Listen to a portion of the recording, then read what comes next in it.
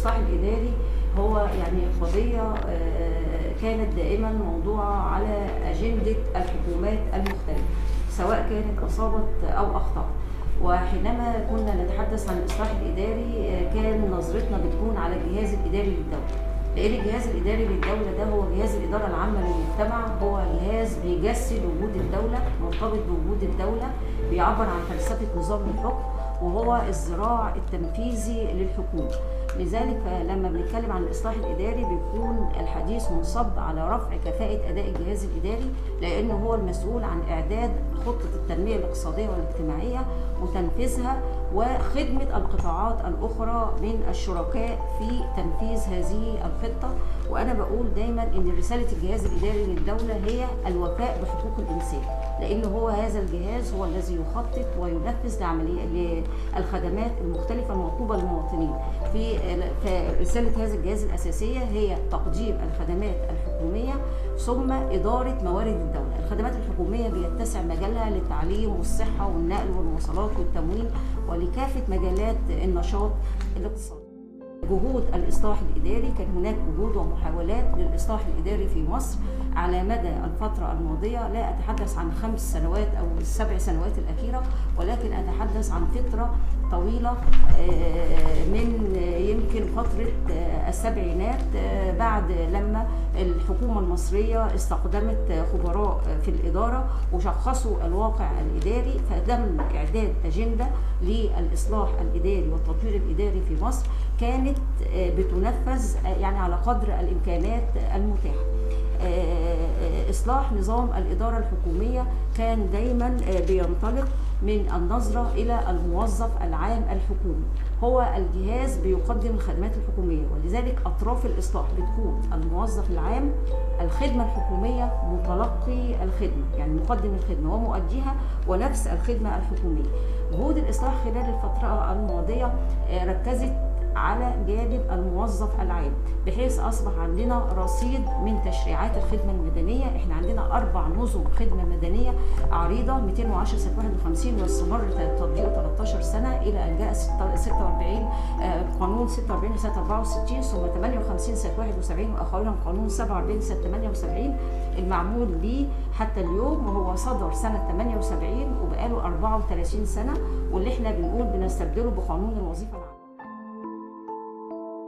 عندنا اللي بيحصل في مصر سيناريو 91 في صربيا وكرواتيا، الاثنين يعني ماشيين بالكتالوج زي ما بيقولوا، نفس الفكر، نفس طريقه المايند سيت، نفس التفكير اللي بنقول ايه الغير منطقي بتاع الناس وما الى ذلك. فالتجارب اللي هناك دي اثبتت كذا نقطه. اول حاجه هم عملوا نقول ايه، قسموا الخدمات الحكوميه الى 3 مراحل، سنه و3 و5 مبدئيا، وبعد 5 اعتبروا ان هو مش موجود حاليا، يعني دي لا دي انسب حاجه موجوده علشان ما يتوهش نفسه. سنه هم قالوا ايه المشكله اللي موجوده عندهم، بس كانت بطريقه ثانيه غير عندنا، كانت المرور عندهم برضه عشان كميه الكوارث اللي كانت موجوده والالغام اللي كانت في الشوارع وما الى ذلك، ونقاط التفتيش وكل 70 متر نقطه تفتيش وما الى ذلك، فعملت نفس المشكله. المرور عندنا التشعبات بتاعه بتصلح حاجات كتير، المرور كجهاز مرور بتوابعه يعني التدخلات اللي بتحصل فيه وما الى ذلك، ده لوحده يعمل تكنيك فنيا 30 مليار جنيه في السنه. ازاي؟ بحاجات غريبه جدا. 30% من 20 مليار دعم للبنزين بس بتاع القاهره والمناطق المحيطه ومنطقه الدلتا، ده رقم مش طبيعي. 30% سيفنجز لو اتكلمنا على فلوس. كوقت بقى بيتحل وكلام زي كده، الاختناقات، تاخر المواعيد، تاخر الالتزامات وما الى ذلك هتقل. فده فكر منطقي. التعليم وما الى ذلك ده موضوع غريب جدا، لان هنتكلم بقى في دروس الخصوصيه، الكليات الخاصه والكلام زي كده، فما نقدرش ندخل في الحته دي قوي. لكن في السنه الاولى حللوا ايه المشكله؟ في السنه الاولى دلوقتي المرور، احنا عندنا مشكله داخله دلوقتي. الاخر تقرير اليابانيين طلعوه، قالوا سرعه العربيات داخل القريه تبقى 8 كيلومتر في الساعه، وده هيؤدي على ان الناس اليوم بتاعك في العمل هيبتدي من 9 الصبح يخلص 7 8 بالليل اوفيشال، وده طبعا هيبقى رقم معنى كده ان احنا مش هنعمل حاجه. تاني حاجه تعزيز، بلاش كلمه دور القطاع الخاص، نقول واقعيه العمل. كل الحاجات اللي حصلت في التعيينات اللي حصلت في الحكومه حصلت بظرف استثنائي تام، ملوش دعوه بالثوره، ان الناس مش عايزه تشتغل، لازم نبقى واقعيين. لازم نبقى واقعيين، احنا مش عايزين نشتغل وما لناش نفس نشتغل، فلازم نعزز فرص العمل. فهي لما نتكلم على التأهيل اعتقد محتاجين نحط معاه بنسميه اعاده التوجيه. يعني يبقى عندي جامعه عين شمس مخرجه 8000 واحد خريج تجاره السنه دي، يعني ده يقوم دوله. بس هو دلوقتي انا مش عايزه في المحاسبه خلاص، ما ينفعش معايا في المحاسبه، قلبوا حاجه ثانيه. الكويك وين اللي حصل ان احنا قلبنا اي تي، لازم نبقى واقعيين، احنا مش دوله اي تي. احنا الاقتصاد بتاعنا ما ينفعش يقوم على اي تي، لان عندنا المنافسه بتاعتنا في اللي حوالينا، اخرهم تركيا الفتره دي بالذات، الاردن. احنا بعد الخبرات اللي قلناها او ادعيناها في الاي تي في مصر وفي البانكينج سيستم، جت دلوقتي الاردن بقت بتبيع لمصر سيستمز بتاع البنك. دور الجهات ايه ودور الوزاره؟ هو قبل الدور ان احنا بنقول ايه، احنا بنحدد الجوب، الشغلانه المفروض تتعمل. الشغلانه المفروض تتعمل هي ان انا اوصل، ان انا بوصل الخدمه للمواطن في زمن مقبول، بطريقه مقبوله، بتكلفه مقبوله. دول لازم يبقوا هم المحددات اللي انا ببتدي منهم اشوف علشان اقدمها في هذا الزمن المقبول وبهذه الطريقه المقبوله وبهذا التكلفه المقبوله.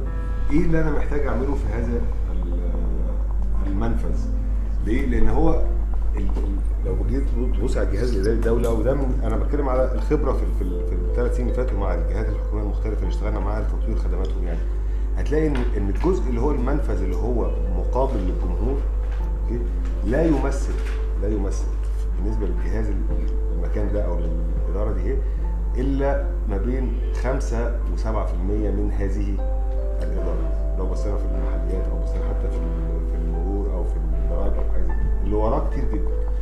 اللي وراه متشعب فيه كل هذه المشاكل اللي حضرتك بتتكلم عنها من القوانين والتشريعات اللي هي تتعلق بالموظفين ومين يتعين ومين ما يتعينش. الناس الموجهين للجمهور بيبقى الموضوع اسهل.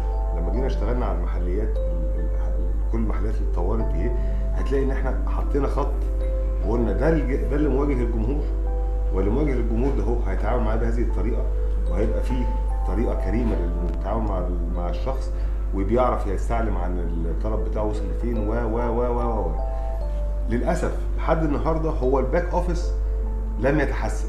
يعني بعد ما الشخص الناس اللي ورا ده لسه ده لسه هو ده لسه لم يتحسن. ده شغلانه كبيره، دي شغلانه صعبه، ودي عايزه اللي حضرتك بتقول عليه بقى ايه، عايزه يعني مش عايز اقول ثوره اداريه.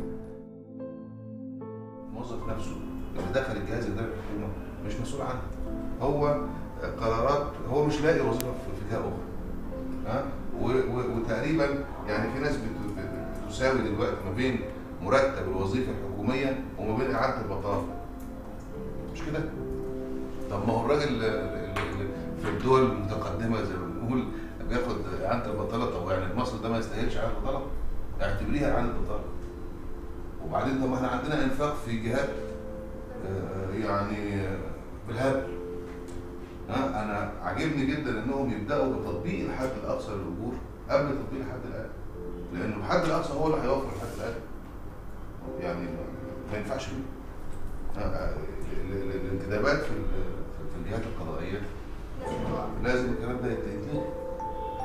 في امور المستشارين اللي تعدوا سن ال60 موجودين حتى الان، حتى بعد الثوره، وفي استثناءات، ويقول لك اصل ده خبير وطني واصل ده مش عارف ايه. هي منظومه كامله يجب اعاده النظر فيها. هل ده اللي هنقدر نعمله دلوقتي في ظل الوضع اللي احنا فيه؟ احنا قاعدين نخبط في بعض وهربي دقني ولا حاجه مستبحه؟ ما عادش نافع الموضوع. موضوع الاصلاح الاداري هو احد الموضوعات التي قتلت بحثا في الاداره العامه، وانا كان ليا يعني فرصه ان انا اشتغل كباحثه في موضوع الاصلاح الاداري، وان انا احاول اقدم رؤيه انا كنت شايفاها ساعتها انها رؤيه متكامله يعني. والرؤيه اللي هي كانت مبنيه على اساس ان الاصلاح الاداري زي ما اتقال دلوقتي ان هو منظومه كامله، وان هناك محاور للاصلاح الاداري بعضها مرتبط بالجانب المؤسسي، بعضها مرتبط بالجانب التكنولوجي والتقني، كل الكلام اللي حضراتكم يعني عارفينه الحقيقه. ولكن وانا جايه لللقاء بتاعتي ده انا كنت بفكر في الموضوع ده على ضوء الاحداث اللي احنا بنمر فيها وعلى ضوء الخطوات اللي اتبعت. يعني عايز اقول حاجه ان يعني في ظل الاحباط اللي احنا موجودين فيه مش لازم ننظر الى موضوع الاصلاح الاداري على انه ده موضوع فشل وما حققش حاجه، لان الموضوع ده كان هناك العديد من الخطوات. يعني كان في رؤى، يعني دايما كان في رؤى احنا عايزين ايه من الاصلاح الاداري، ودايما كان في خطط للاصلاح الاداري، بعضها كان بتكمل للاخر وبعضها ما كانش بتكمل. ولو بنتكلم على يعني مثلا في عهد الدكتور احمد درويش كان هناك رؤيه وكان هناك خطوات اتخذت، الظروف سمحت بتكميل بعضها ولم تسمح بتكميل البعض الاخر. فمن ناحيه ما هو المطلوب؟ السياسات العامه دايما لابد ان احنا نقف ونقيم